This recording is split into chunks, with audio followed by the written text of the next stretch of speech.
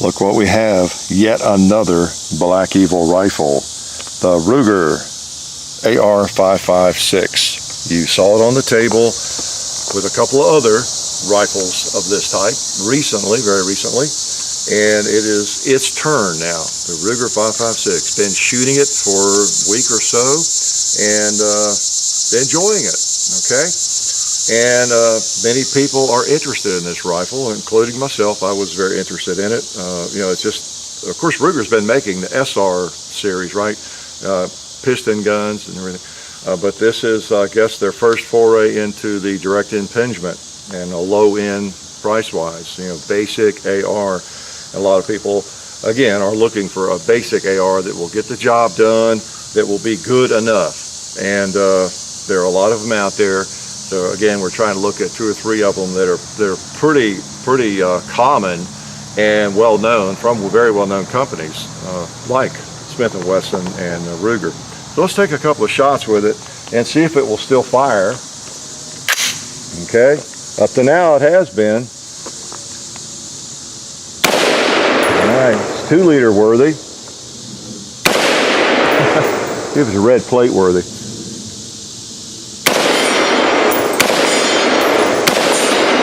All right, seems to be. See if I can get that little red plate with it.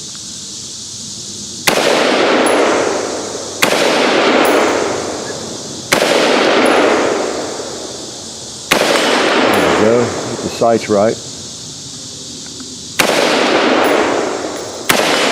Get my brain right. Oh, look at here, some Listerine.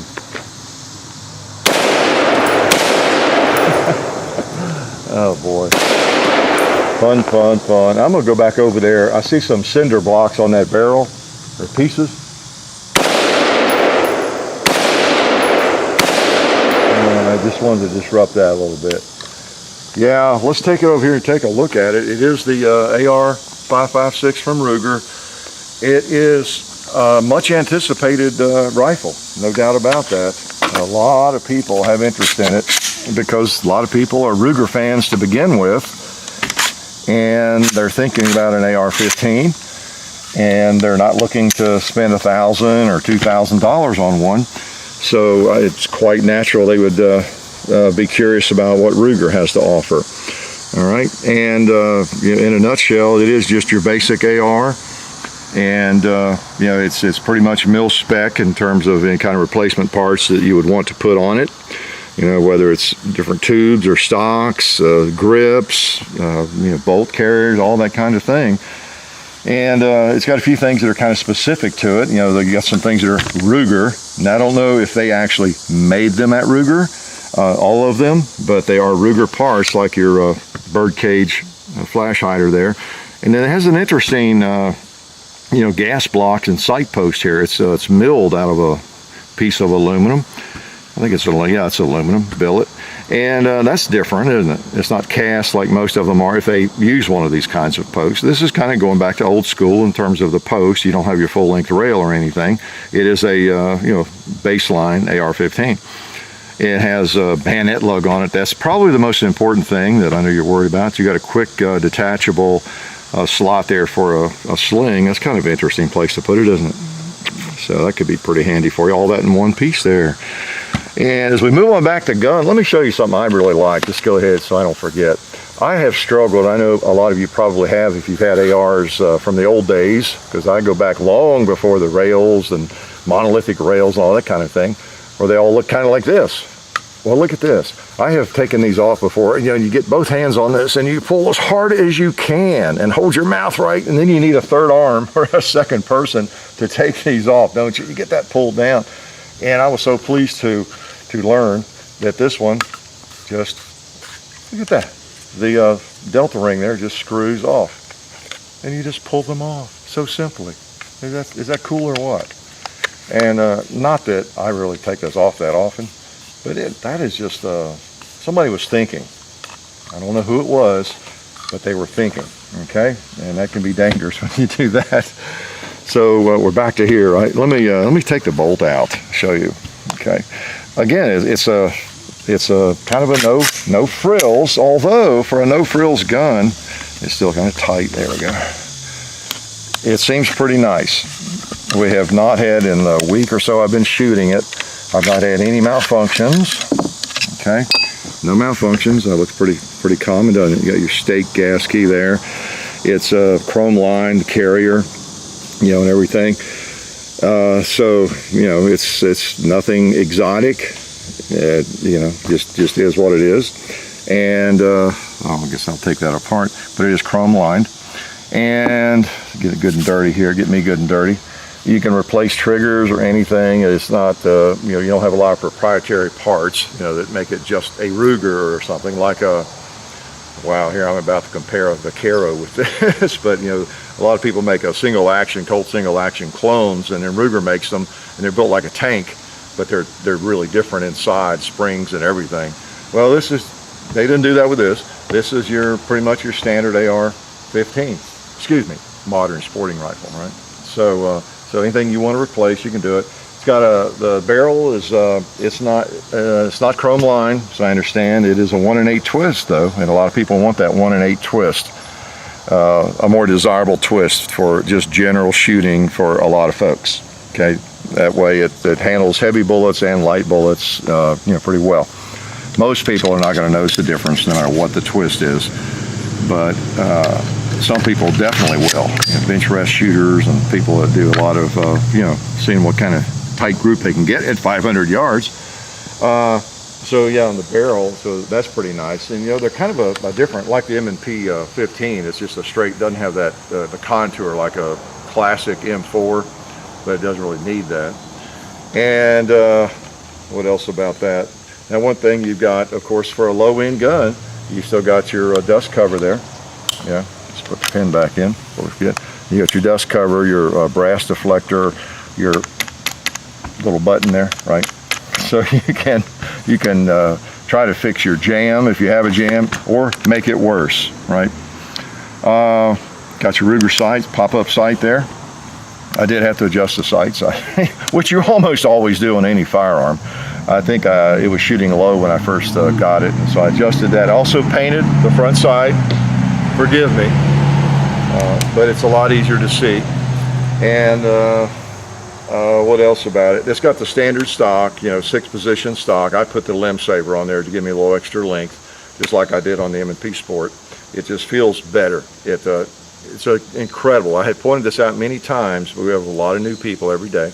Adding just, or taking away, depending on what it is, a stock, I mean, even that much, it makes an immense difference in how the firearm feels to you, how you shoulder it, and how the sight is positioned for you. So, and of course, that's the beauty of an adjustable stock. It's a reason for them. I still go back to the old days of the crime bill, the Clinton crime bill, when these were like illegal. They were considered evil, just having an adjustable stock.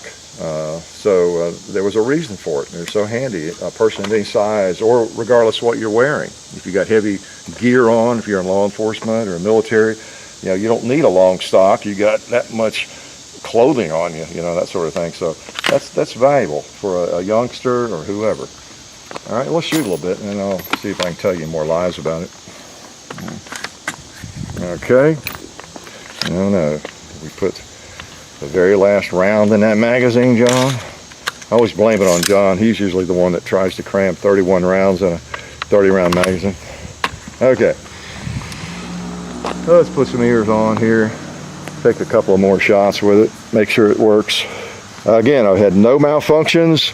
If it's ever going to do it, you know when it's going to do it, don't you? On camera. Oh, we have a big kitty litter container there.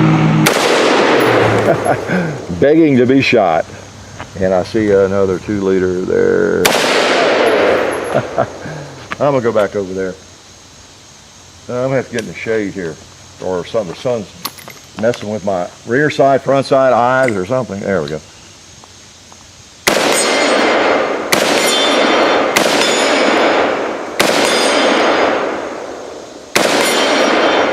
Pretty nice. The trigger's not quite as good as the M&P Sport, but it's close.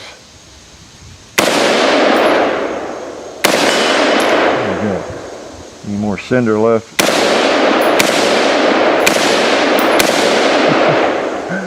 Oh, a propane tank. Takes a couple of hits to knock it off.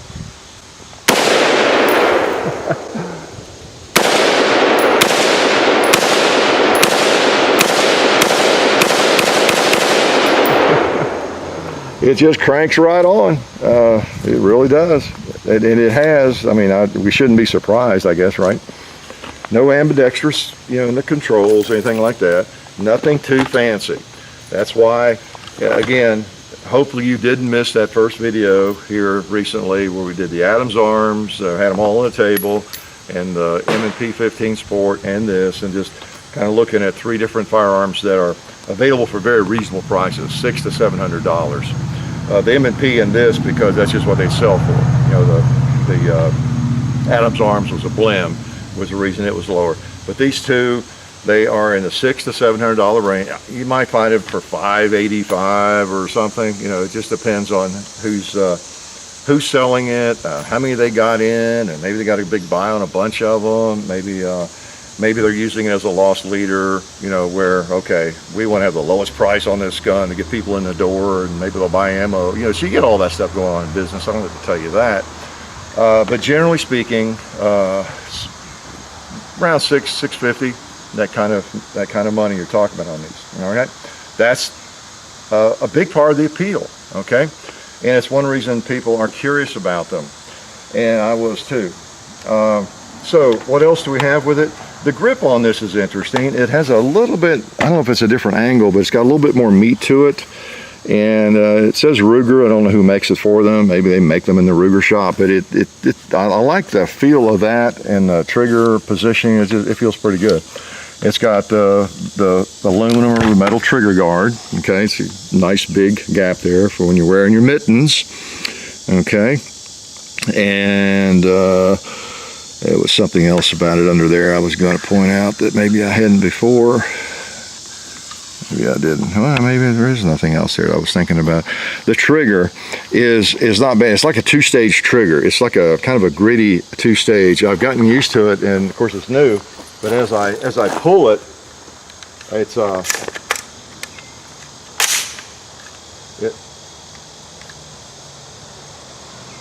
yeah, I mean, you could interpret it as a really bad trigger or just kind of a 2-stage trigger. I think it's kind of a bad trigger that becomes a two-stage trigger. It's a mil spec. It's nothing special, okay?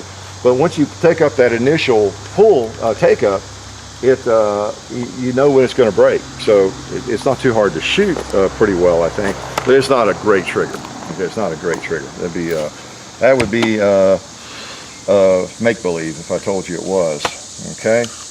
And as I say, mil spec pretty much. By and large, it's a good-looking rifle, and it feels good. The sights, are good. Again, that's Ruger pop-up sight. I don't know if they make those or if someone else makes them for them, but it's kind of like the Magpul. It's fine. And you got a good sight picture out of it. You got your Picatinny rail, all that's standard. So it is, and it's made in North Carolina. Hey, that's not bad, is it? North Carolina. I'm not sure where that town is. That's one town I'm not even sure of. Mayodan. I went to school for a year in North Carolina. I hadn't heard of that town. Probably in the mountains somewhere. But it's cool having a lot of these major gun companies setting up in the South. But it's a good gun. What can I say? I think a lot of people are going to be very attracted to this particular gun, because while it is a low end price-wise and kind of a basic gun, I don't know, you don't get the feel of it being kind of a cheapie. You really don't. Other than the trigger could be better. I would have to drop in a better trigger, and I might replace the stock. I don't know. It's a 6-position stock. It's fine, but it just, I don't know, there's something about it. It just feels like and looks like a little more quality than maybe some of the others that you see, okay, in this price range. So I can't imagine anybody not being happy with it. Let's take a couple more shots, because I see some things that have not been shot. like a couple of pots.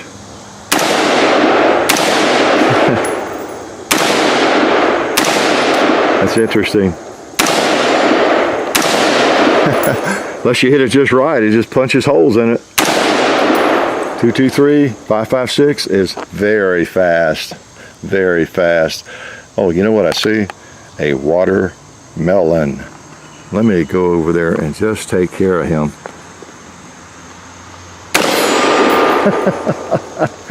It blows a watermelon sufficiently.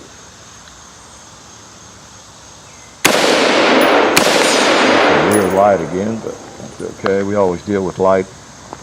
There we go.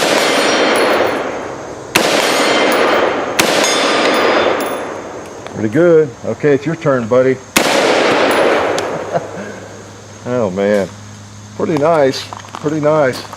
I can see why there's so much interest and excitement even about this thing. I've talked to people at gun shops, and they say when they get one in, it's off the wall, off the rack very, very quickly. A lot of people looking for them, even have their names on a list, because I don't think they're widely available in big numbers yet, because you don't see that many of them when you do see one in a shop, and sometimes you just don't see them because people buy the things. There are a lot of Ruger fans out there, and this seems like a good gun. Let me rather than do a separate video, why don't we just bring this M&P Sport over here, this 15, and give you a little of my impressions of the differences here. And I don't mean to bash the M&P Sport, the 15. If you saw that video, it's just a great shooter. It's just a fine gun, and many of you have them. Many more of you have these, of course, than the Ruger. The Ruger hasn't been out that long. So it's a good gun, although there's some criticism for that gun, how they changed the barrel and the twist from 1 and 9 or 1 and 8 to 1 and 9, and apparently they don't melanite the barrel anymore. They use some other process on it. Not sure about that. It's hard to confirm that, and I'm not sure what Ruger does. Ruger does not chrome line the barrel, but they use some protection there on it, of course. You don't have a dust cover on the M&P. Forward assist, you don't have one of those on the M&P. So there's a couple of things that make this more like a real AR, right? Let's pull it back, yeah. So we'll let it bolt back, lock him open maybe. If I have enough strength to pull it back. Those ARs can be awkward, can't they? And let's see what else about them. They have the exact same stock, if you notice. This one says Smith & Wesson on it, this one says Ruger, but they are the exact same stock, whoever makes that. And you know, there's just not a whole lot of difference. I like this Delta ring, this screw down collar. That is really cool. That is really cool. You got your cast, gas block and sight post there, and where Ruger milled that one out, if that matters, if that makes a difference. Of course, you got your sling attachment. You got your bayonet lug on both of them. You got a sling attachment, of course, on that one. The grip feels a little bit better on the Ruger, I'll have to say. As far as reliability, both have just cranked right on without any trouble. And they don't feel a lot different. They really don't. They're very similar. With the Ruger, I get a little bit of a feel that it's maybe a little more of a premium gun. I don't know. Not a lot of difference, really. Just not. Part of that's the grip, I think, and that cool gas block up there in front sight, perhaps.